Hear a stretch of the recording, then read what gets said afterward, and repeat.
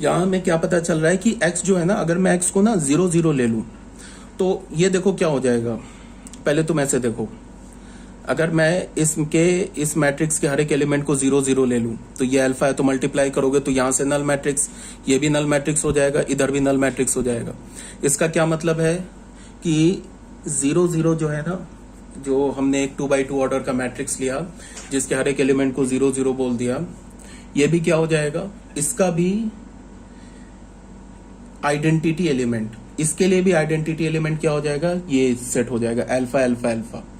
ये जो हमारा एलिमेंट है ना, ये एलिमेंट हो जाएगा किसके लिए, अगर हमने x का वैल्यू 0 0 लिया।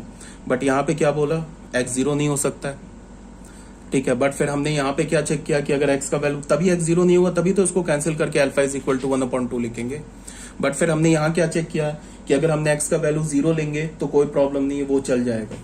इसका क्या मतलब है कि ये जो सेट m है, इस m सेट के हर एक एलिमेंट को अगर मैं इस सेट से मल्टीप्लाई करूं तो क्या मिल जाएगा, वो सेम सेट मिल जाएगा। तो इसका क्या मतलब है कि ये जो सेट हो गया ना, ये हमारा एक आइडेंटिटी एलिमेंट हो गया।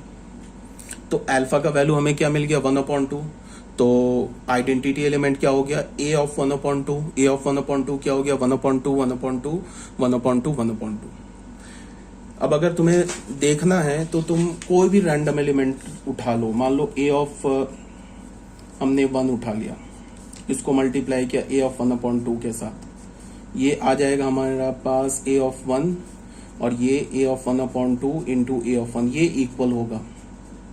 करके देख लेना, चलो मैं कर देता हूँ, 1 1 1 1, इसको कैलकुलेट कर देता हूँ,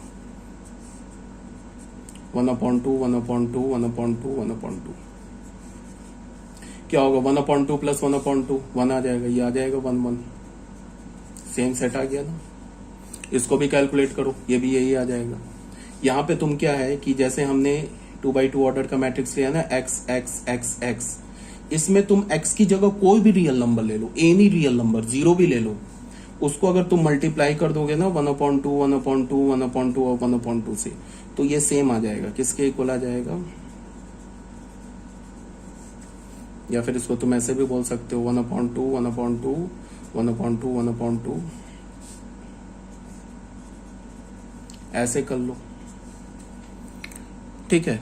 तो इसका क्या मतलब हो गया, each and every element of set m के cross, each and every element of set m, कोई भी हमने उठा लिया, उसको हमने मल्टीप्लाई किया a ऑफ अल्फा से, तो क्या मिल जाएगा, वो सेम एलिमेंट।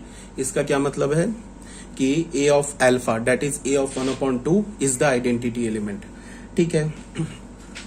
अब फिर मैंने क्या बोला था कि अगर कोई ई आइडेंटिटी एलिमेंट है किसी सेट पे, अगर मैंने बोल दिया कैपिटल सेट ए है, उसमें ई आइडेंटिटी एलिमेंट है, इसका क्या मतलब है, उस सेट का तुम कोई भी एक एलिमेंट उठाओ, उसको तुम ई के साथ स्टार बाइनरी ऑपरेशन लो, तो हमें क्या मिलना चाहिए, सेम एलिमेंट, मतलब ए स्टार ई और ई स्टार ए के इक्वल होना चाहिए, जो कि यहाँ पे हमने प्रूफ कर दिया, ठीक है।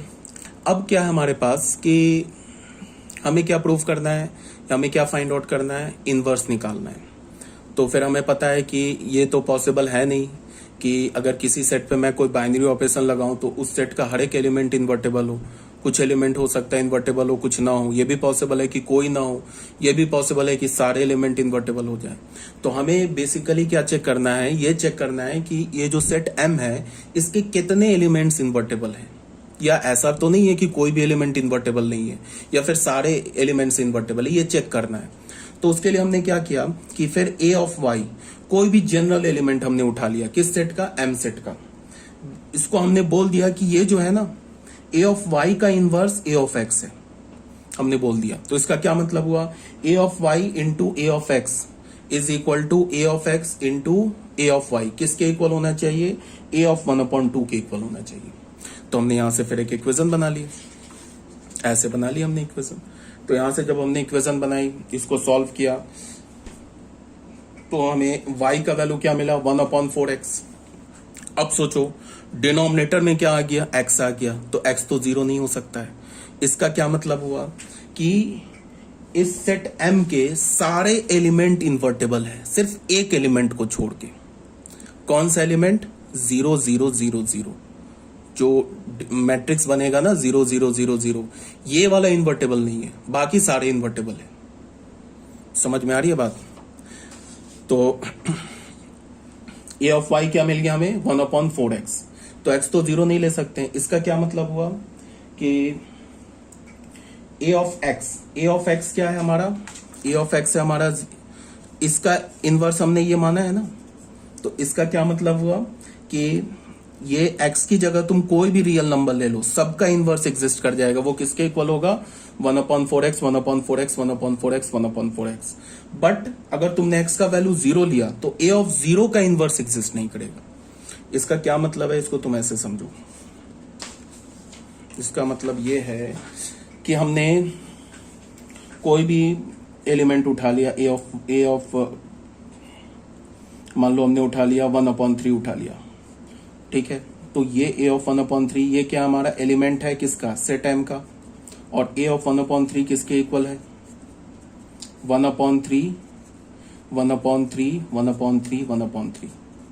तो ये एलिमेंट है ना सेट m का, तो इसका इनवर्स एग्जिस्ट कर रहा है। इसका इनवर्स क्या होगा? इसका जो इनवर्स होगा 1/4 इंटू एक्स। एक्स का काम क्या कर रहा है? 1/3। इसका मतलब क्या होगा? a of 3/4। ये इसका इनवर्स होगा। ये इसका मतलब ये होगा 3/4 3/4 3/4 एंड 3/4। ये इसका इनवर्स हो जाएगा, ये गारंटी है। देख लो, a of 1/3 into a of 3/4, इसको मल्टीप्लाई करो, ये क्या हो जाएगा? 1/3 1/3 1/3 1/3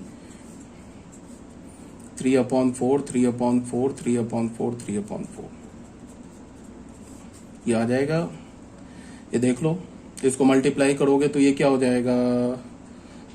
ऐसे होगा ना, 1/3 इंटू 3/4 प्लस 1/3 इंटू 3/4। एक एलिमेंट आ गया, तो ये क्या हो जाएगा? 1/4 प्लस 1/4, तो क्या हो जाएगा? 1/2। ये भी एलिमेंट 1/2 आ गया, ये भी एलिमेंट 1/2। तो क्या हो गया हमारे पास? 1/2 1/2 1/2 1/2। ये किसके इक्वल हो गया? a of 1/2।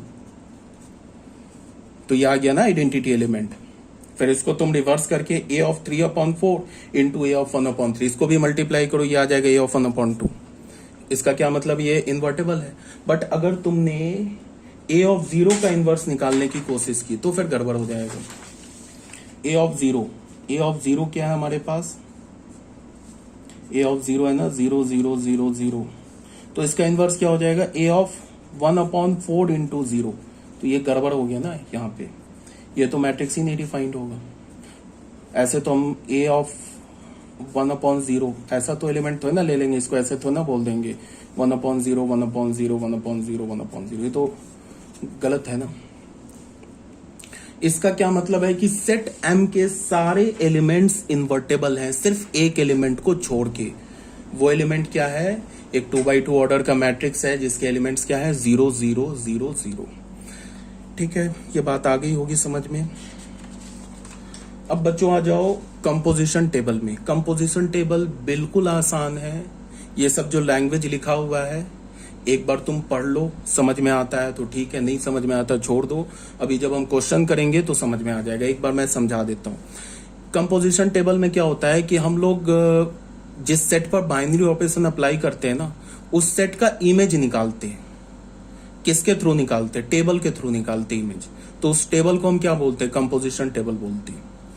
इसका क्या मतलब है कि हमने एक सेट ले लिया A1 A2 A3 से AM, कोई जनरल सेट ले लिया, फाइनाइट सेट ले लिया, और उस पर हमने एक स्टार बाइनरी ऑपरेशन अप्लाई कर दिया। तो फिर हम क्या करेंगे? एक ऐसे टेबल बना लेंगे।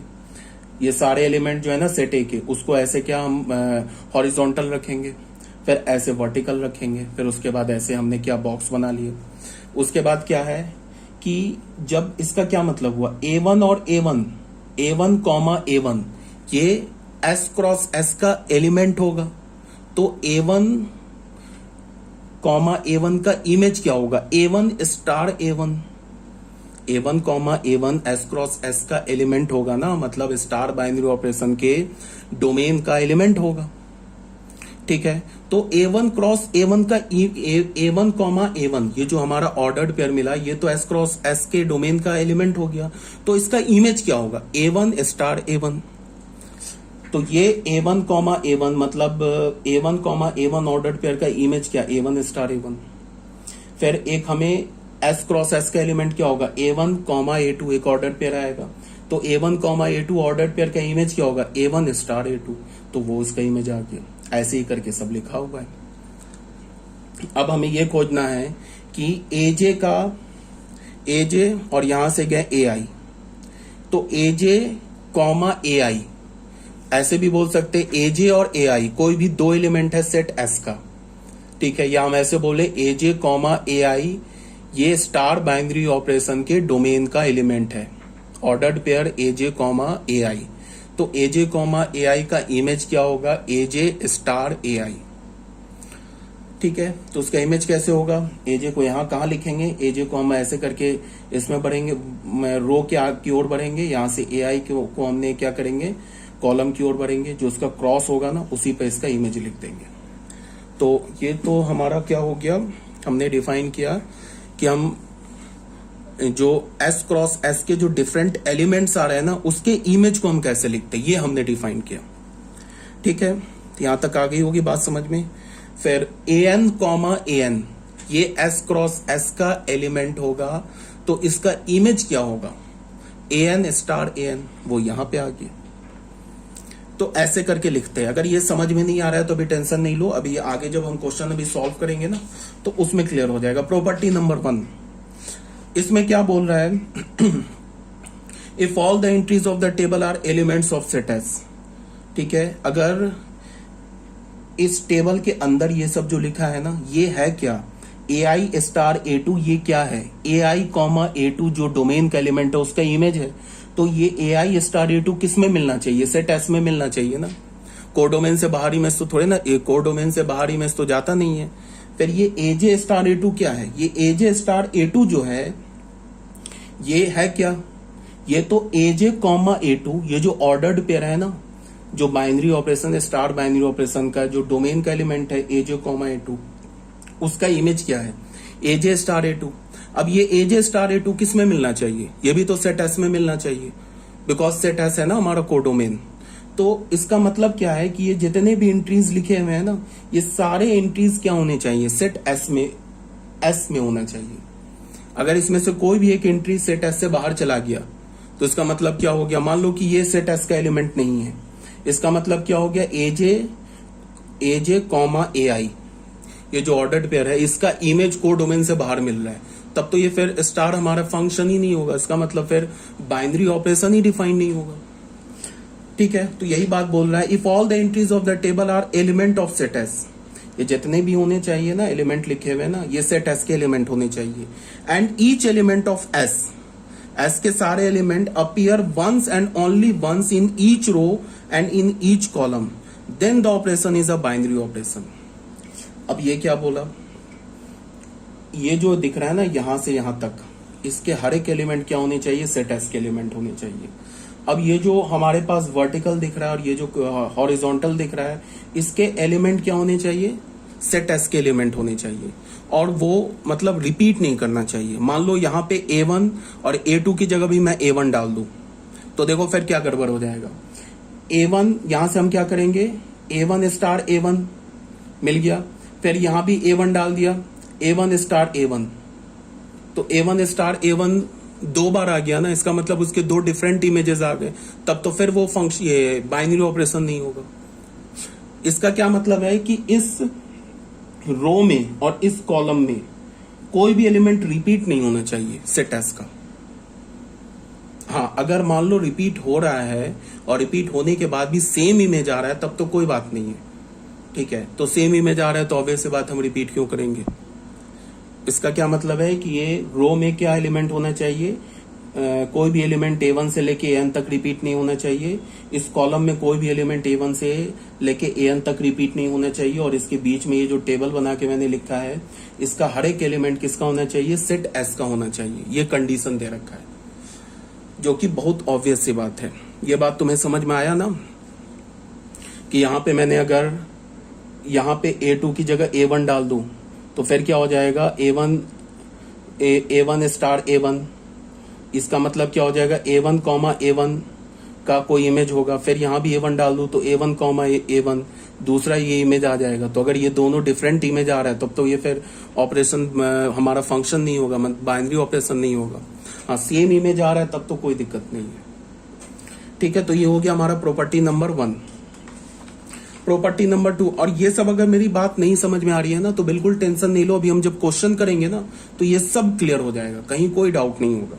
अभी अगर ये जनरल बात नहीं आ रही है समझ में तो सेकेंड पॉइंट में क्या है, if the entries in the table are symmetric with respect to the diagonal then we say that binary operation star is commutative on S. इसका क्या मतलब है, ये ऐसे करके डायगोनल बनेगा, इस डायगोनल के ऊपर और इस डायगोनल के नीचे अगर एंट्री कॉमन आए मतलब सिमेट्रिक हो तो हम क्या बोलेंगे कि जो बाइनरी ऑपरेशन स्टार है वो कम्यूटेटिव है। क्या बोला, जैसे ये डायगोनल बनेगा ना, डायगोनल हमेशा ऐसे लेते हैं, तो ये जो डायगोनल होगा इस डायगोनल के ऊपर वाला एलिमेंट और नीचे वाला एलिमेंट अगर सिमेट्रिक हो तो हम बोलेंगे कि जो बाइनरी ऑपरेशन स्टार है वो कम्यूटेटिव है। ठीक है, अब क्या बोल रहा है थर्ड पॉइंट में, if the row headed by an element से a j coincide with the row at the top and the column headed by a j coincide at the column on extreme left then a j extreme left. ठीक है, then a j is the identity element on S for the binary operation star on S. इसका क्या मतलब हुआ ये समझो, ये एजे हम अगर मान लो ये एजे है, यहां हमने लिया ये एजे लिया, ठीक है, ये एजे जो है ना इसके क्रॉसपॉन्डिंग रो कॉलम क्या बन रहा है, ये कॉलम बन रहा है ना, ये कॉलम कॉन्साइड कर जाए इस कॉलम पे, इस कॉलम से जो एक्सट्रीम लेफ्ट में जो कॉलम है ना उसके साथ कॉन्साइड कर जाए, और ये एजे के क्रॉसपॉन्डिंग जो हमारा रो बन रहा है ये रो किसके साथ कॉन्साइड कर जाए, जो ऊपर हमारा जो ये रो है ना इसके साथ कॉन्साइड कर जाए। तो इसका क्या मतलब होगा कि जो एजे होगा वो हमारा आइडेंटिटी एलिमेंट होगा, ये बोला जा रहा है। एक बार फिर से, ये एजे है, ठीक है, या फिर ये एआई है, एआई के क्रॉसपॉन्डिंग ये हमारा कॉलम बन रहा है, ये कॉलम एक्सट्रीम लेफ्ट में जो कॉलम है इसके साथ कॉन्साइड कर जाए, और यहाँ पे एआई के क्रॉसपॉन्डिंग ये रो बन रहा है, ये रो एक्सट्रीम जो हमारे सबसे ऊपर जो रो है उसके साथ कॉन्साइड कर जाए, तो फिर केस में क्या हो जाएगा, एआई हमारा क्या हो जाएगा, आइडेंटिटी एलिमेंट हो जाएगा। ये बोला जा रहा है पॉइंट नंबर 3 में।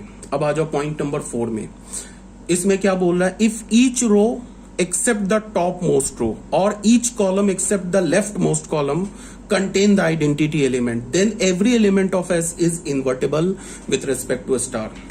हमने आइडेंटिटी एलिमेंट खोज लिया, उसके बाद क्या है, इस रो को हटाओ, इस कॉलम को हटाओ, ये जो बीच में बन रहा है ना, इस रो के हर एक रो में तुम्हें वो आइडेंटिटी एलिमेंट मिल जाए और हर एक कॉलम में आइडेंटिटी एलिमेंट मिल जाए। इससे क्या पता चलेगा कि हर एक एलिमेंट इन्वर्टेबल हो जाएगा। कंडीशन क्या बोला, सबसे टॉप पे जो हमारा रो है उसको छोड़ दो, सबसे लेफ्ट में जो हमारा कॉलम है उसको छोड़ दो, इसके बीच में हर एक रो हर एक कॉलम के बीच में अगर तुम्हें आइडेंटिटी एलिमेंट दिख गया, ठीक है, तो इसका क्या मतलब होगा, each and every element of set S is invertible, हर एक एलिमेंट सेट एस का इन्वर्टेबल है, ये पता चल जाएगा। उसके बाद क्या, फिफ्थ में क्या बोल रहा है, अब इनवर्स कैसे निकालेंगे, ये बोल रहा है to find the inverse of an element, किसी इनवर्स निकालना है किसी एलिमेंट का, से एआई कोई एलिमेंट है सेट एस का, उसका हमें चाहिए इनवर्स क्या है। We consider row column headed by a i, या तो हमें क्या करना है, एआई का रो ले लो, एआई का कॉलम ले लो, कोई भी एक ले लो, then we determine the position of the identity element E in this row और कॉलम।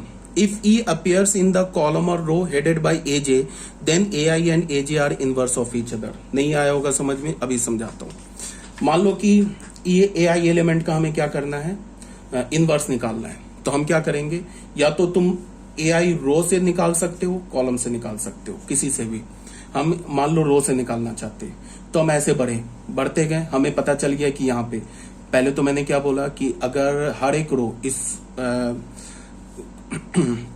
कॉलम और इस रो को छोड़ के बाकी सब में आइडेंटिटी एलिमेंट एग्जिस्ट कर रहा है हर एक रो कॉलम में, तो फिर क्या होगा, वो इन्वर्टेबल हो जाएगा हर एक एलिमेंट। अब अगर हमें पता चल गया इन्वर्टेबल है तो एलिमेंट का इन्वर्स कैसे निकालेंगे, मान लो एआई का हमें इन्वर्स निकालना है, इसका एलिमेंट निकालना है, तो या तो रो तुम चुन लो या तो कॉलम चुन लो, किसी एक को ले लो, इन्वर्स आ जाएगा। यहां से मान लो रो से हम गए, रो में आगे बढ़ते गए, यहाँ पे हमें ये मिल गया क्या, इसका ये मान लो आइडेंटिटी एलिमेंट लिखा, बस यहीं पे रुक गए, ठीक है। इसके ऊपर अब गए, इसके ऊपर गए, देखिए ये कौन सा आ रहा है, एजे। तो इसका क्या मतलब है कि ये जो एजे का इनवर्स क्या हो जाएगा, ये एआई, और एआई का इनवर्स क्या हो जाएगा, एजे। समझ रहे हो बात को।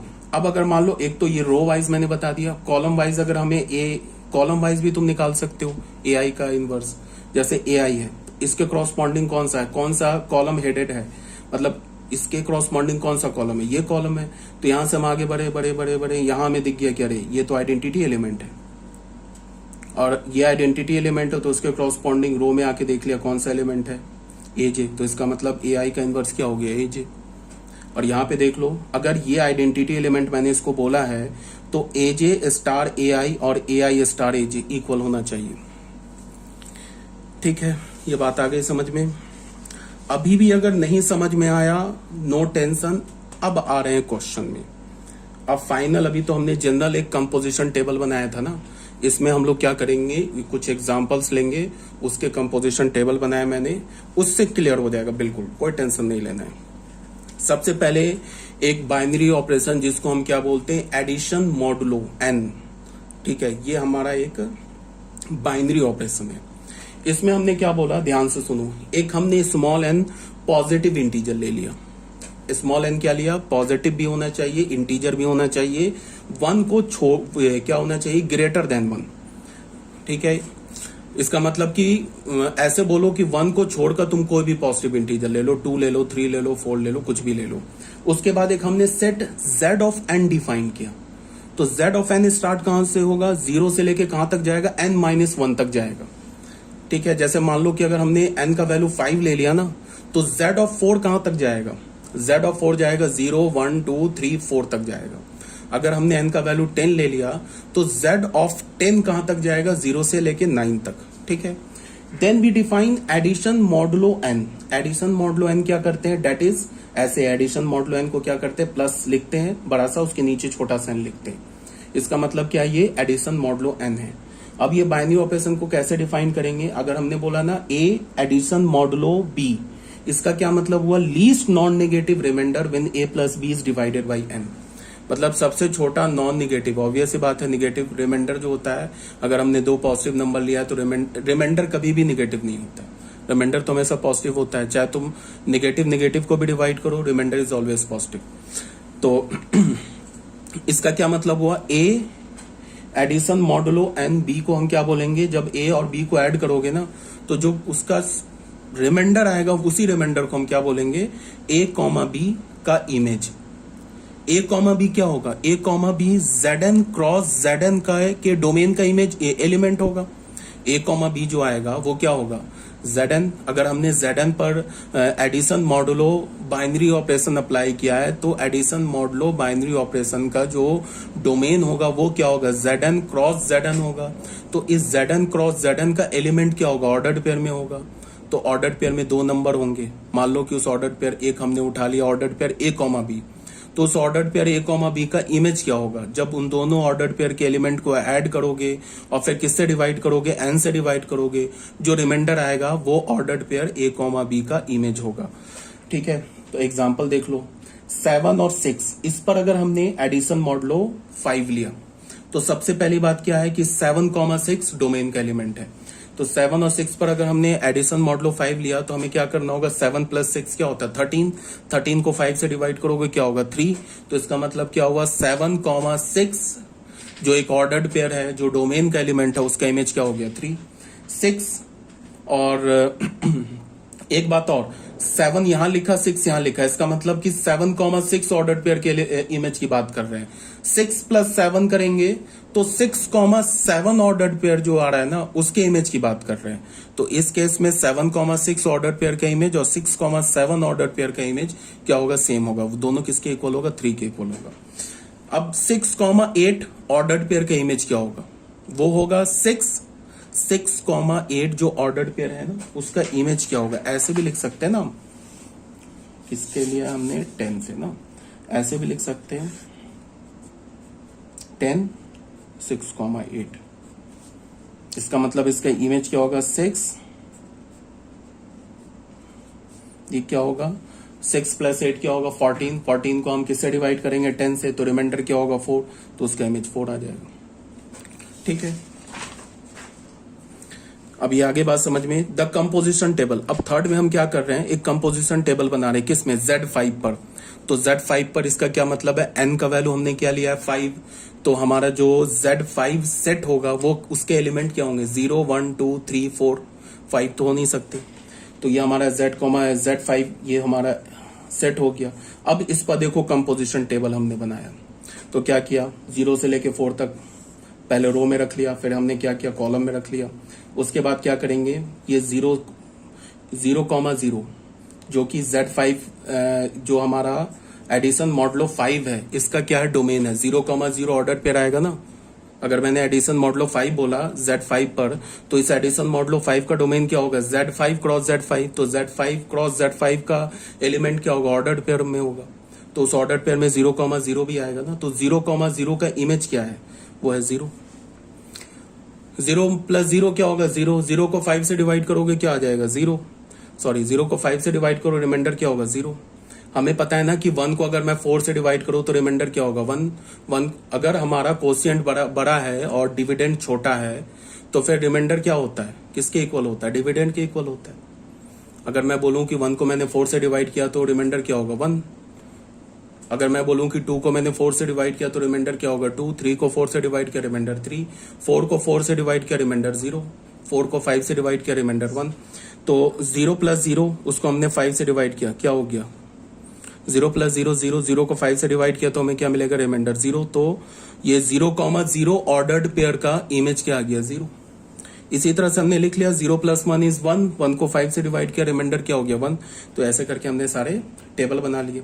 अब तुम टेबल को ध्यान से देखो, ये इसका डायगोनल है, ये जो दिख रहा है ना,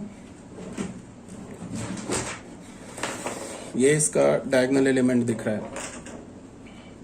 ये देखो यार ये रेड पेन क्या किया, ये इसका डायगोनल एलिमेंट है देखो।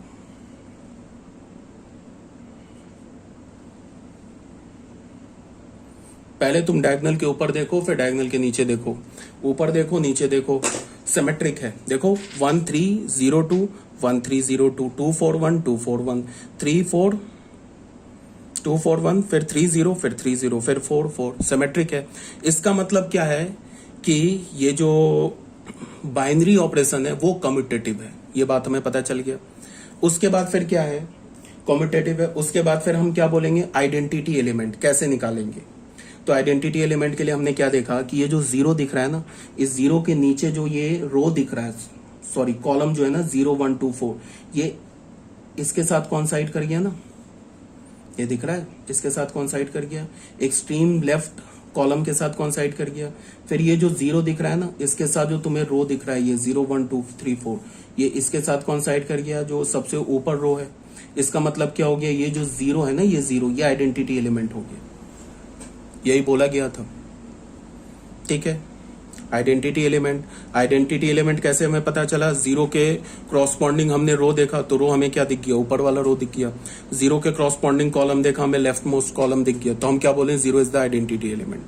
फिर हमने क्या देखा, डायगोनल के अबाउट सिमेट्रिक है, तो हमने क्या बोला कि this binary operation is commutative. हमने बाइनरी ऑपरेशन को क्या बोल दिया, कम्यूटेटिव बोल दिया। ठीक है, अब आ जाते हैं 0 को देखते हैं। देखो तुम कोई भी रो देखो, इस रो में एक 0, यहां भी 0, यहां भी 0, यहां भी 0, यहां भी 0, कॉलम वाइज देखो हर में एक एक 0 दिख जाएगा। इसका क्या मतलब है कि हर एक एलिमेंट इन्वर्टेबल है इसका। अब इनवर्स कैसे निकालेंगे, मान लो 2 का इनवर्स निकालना है, तो 2 का इनवर्स तुम रो वाइज भी निकाल सकते हो, 2 का इनवर्स कॉलम वाइज भी निकाल सकते हो। रो वाइज कैसे निकालेंगे, देख लो, यहां से 2 गए, आगे बढ़े बढ़े, यहां मिला आइडेंटिटी एलिमेंट, इस आइडेंटिटी एलिमेंट से ऊपर गए, यहां में मिला 3, तो इसका क्या मतलब है कि 2 का इनवर्स 3 है। ठीक है, अब अगर हम कॉलम से निकालना चाहते हैं इनवर्स, तो यहां पे 2 है, कॉलम वाइज बढ़े, यहां आइडेंटिटी एलिमेंट दिखा, तो इसके आगे गए तो 2 का इनवर्स 3 है, कहीं से निकाल लो। अगर मान लो हमें 4 का इनवर्स निकालना है, रो से निकालेंगे, तो यहां गए 0, 0 के ऊपर गए 1, तो 4 का इनवर्स 1 हो गया। कॉलम वाइज 4 का निकालना है, यहाँ पे 0, यहाँ 1, तो 4 का इनवर्स 1 हो गया। तो 1 का इनवर्स 4 हो गया, 4 का इनवर्स 1 हो गया, ऐसे करके निकाल सकते हो। ठीक है ना, तो ये बात क्लियर होनी चाहिए। वही बात जो है ना, ये इतना लंबा चौड़ा जो लिखा है ना, जो भी तुम्हें समझाया है, वही बात यहाँ पे लिखा हुआ है। एक सबसे इंपॉर्टेंट बात कि जो कंपोजिशन टेबल होता है उसे हमें क्या क्या उससे इंफॉर्मेशन मिलता है। उससे हमें एक इंफॉर्मेशन तो ये मिलता है कि बाइनरी ऑपरेशन है या नहीं है। ऐसा भी तो होगा नहीं ना कि हम कोई भी एक सेट ले लें और कोई भी रूल बता दे, उस रूल के क्रॉसपॉन्डिंग वो हमें एक फंक्शन मिल जाए। ऐसा भी हो सकता है कि डोमेन का इमेज कोडोमेन से बाहर हो जाए, तो फिर वो हमारा बाइनरी ऑपरेशन ही नहीं होगा। तो वो कैसे पता चलेगा कि टेबल के हर एक एलिमेंट, जैसे ये हमने टेबल बनाया ना, मान लो जैसे ये टेबल बनाया, इस टेबल का जो यहां से यहां तक जो एलिमेंट मिला है, ये देखो यहां से लेके यहां तक जो भी एलिमेंट हमें मिला है ना, ये सारे एलिमेंट किस सेट का है? सेट इसी सेट का तो है। कोई भी एक एलिमेंट अगर इस सेट से बाहर आ जाता तो फिर ये बाइनरी ऑपरेशन नहीं होता। इधर एक्सट्रीम लेफ्ट में जो कॉलम है और सबसे ऊपर जो रो है, इसका कोई भी एक एलिमेंट रिपीट हो जाएगा तो फिर ये बाइनरी ऑपरेशन नहीं होगा। तो सबसे पहला इंफॉर्मेशन कंपोजिशन टेबल से हमें क्या मिलता है कि बाइनरी ऑपरेशन है या नहीं है, पहला इंफॉर्मेशन। दूसरा इंफॉर्मेशन क्या मिलता है, कम्यूटेटिव है बाइनरी ऑपरेशन या नहीं है। तीसरा क्या इंफॉर्मेशन मिलता है, आइडेंटिटी एलिमेंट हम खोज लेते हैं। चौथा इंफॉर्मेशन क्या है, हर एक एलिमेंट का इनवर्स भी निकाल लेते हैं। बट बाइनरी ऑपरेशन एसोसिएटिव है या नहीं है, ये कंपोजिशन टेबल से हमें नहीं पता चलता है। इसके लिए हमें क्या करना होगा, या तो जनरल चेक करना होगा, या अगर मान लो कोई किसी सेट, कोई फाइनाइट सेट, जैसे यहाँ पे फाइनाइट सेट है ना, इसमें 4 एलिमेंट दे रखे हैं, तो इसके क्रॉसपॉन्डिंग हमें चेक करना होगा। मतलब हमें मैनुअली चेक करना होगा कि एसोसिएटिव है या नहीं है, या फिर जनरल चेक करना होगा रूल देख के। रूल देख के कैसे करेंगे, star b bracket star c is equal to a star bracket b star c. ये देख लेंगे सारे एबीसी के लिए अगर ट्रू है तो एसोसिएटिव है, किसी एबीसी के लिए अगर कोई भी एबीसी मिल गया जिसके लिए ट्रू नहीं है तो फिर एसोसिएटिव नहीं है। तो कंपोजिशन टेबल से हमें बाइनरी ऑपरेशन एसोसिएटिव है या नहीं है ये नहीं पता चलता है। कॉम्यूटेटिव पता चल जाता है, आइडेंटिटी एलिमेंट पता चल जाता है, बाइनरी ऑपरेशन है या नहीं ये पता चल जाता है, फिर कौन कौन से एलिमेंट इन्वर्टेबल है ये पता चल जाता है। अगर सारे रो कॉलम में आइडेंटिटी एलिमेंट आ गया तो इसका क्या मतलब है कि उस बाइनरी ऑपरेशन के का हर एक एलिमेंट क्या होगा, इन्वर्टेबल होगा। ठीक है, यहां तक ये क्लियर है। यही बात लिखा हुआ है, we observe the following point, all the entry of the table are the element of Z5, so plus is a binary operation. The table is symmetric with respect to principal diagonal. Therefore, addition modulo 5 is a commutative binary operation. Where the row headed by 0 coincide with the topmost row and the column headed by 0 coincide with the leftmost column. So 0 is the identity element. Each row consists the identity element. So every element of Z5 is invertible. फिर inverse वगैरह निकाल लिया। 5th point में हम क्या कर रहे हैं, दिखा रहे हैं इसको। अब हमें देखना है कि ये एसोसिएटिव है या नहीं। तो अगर नहीं एसोसिएटिव है तो उसके क्रॉसपॉन्डिंग एक भी काउंटर एग्जांपल अगर हमें मिल गया तो फिर वह एसोसिएटिव नहीं होगा। तो हमें चेक करना होगा। 1 3 5 3 एलिमेंट उठाया, तो इस पर हमें पहले 1 और 3 पर एडिशन मॉडुलो 5 अप्लाई किया, फिर यहां से हमें 4 मिल गया, फिर 4 और 4 पर एडिशन मॉडुलो 5 अप्लाई किया तो हमें 3 मिल गया। फिर हमने क्या किया, ऐसे करके 1 एडिशन मॉडुलो 5 3 एडिशन मॉडुलो 5 4, इसको भी हमें 3 मिल गया। तो यहां से दोनों वैल्यू सेम आ गया। तो ये हमें चेक करना होगा। तो अब बोलोगे कितना चेक करेंगे, तो हमें क्या होगा, हर एक 3 एलिमेंट के लिए हमें चेक करना होगा। हर एक 3 के लिए चेक करना होगा ना। तो टोटल सेट में कितने एलिमेंट्स हैं, टोटल सेट में तो 4 एलिमेंट है। तो कितने कॉम्बिनेशन बनेंगे एलिमेंट के, 4C3 कॉम्बिनेशन बनेंगे। तो क्या मतलब हुआ, 4C1 4 कॉम्बिनेशन बनेंगे। 4 कॉम्बिनेशन चेक कर लो। अगर ये 4 कॉम्बिनेशन में, 4 कॉम्बिनेशन का मतलब क्या है कि 4 एलिमेंट है ना, 2 2 4 5 एलिमेंट है यार, 5C3 बनेगा। तो क्या हो जाएगा 5C2, 5C2 क्या होगा 5/2 4/1, 10 कॉम्बिनेशन बनेंगे। कोई भी 3 एलिमेंट उठाओगे ना एसोसिएटिव चेक करने के लिए, या 10 ये कोई भी 3 उठाओगे तो कितनी बार हमें लेना होगा, 3 एलिमेंट 10 बार लेना होगा। फिर उसको एसोसिएटिव चेक करो, एसोसिएटिव चेक करो। अगर सब इक्वल आ जाए तो एसोसिएटिव है, नहीं आए तो नहीं है। या फिर अगर मान लो कि जनरल भी चेक कर सकते हो, कोई भी 3 एबीसी उठा लो और फिर उस पे A star B star C और A star B star C ऐसे करके चेक कर लो, वहां से पता चल जाएगा एसोसिएटिव है या नहीं।